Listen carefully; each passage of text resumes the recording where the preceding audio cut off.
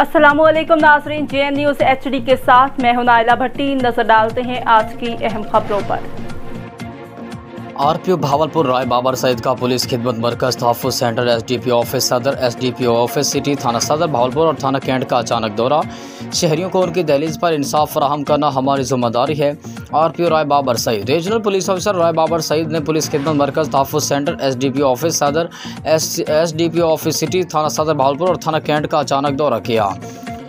RPO Rai Babar Saeed ने दौरे के दौरान थानों को चेक करते हुए manual, registers, online record, barracks और बिल्डिंग का मुआयना किया। RPO ने थाना सदर और थाना कैंट भावलपुर में मौजूद फ्रंट डेस्क पर तैनात अमले को हिदायत की कि वो आने वाले शहरियों को अच्छा रिस्पांस देते हुए उनकी शिकायत का फौरी ऑनलाइन इंदराज करें ताकि लोगों को पेश आने वाली मुश्किलात का खात्मा हो।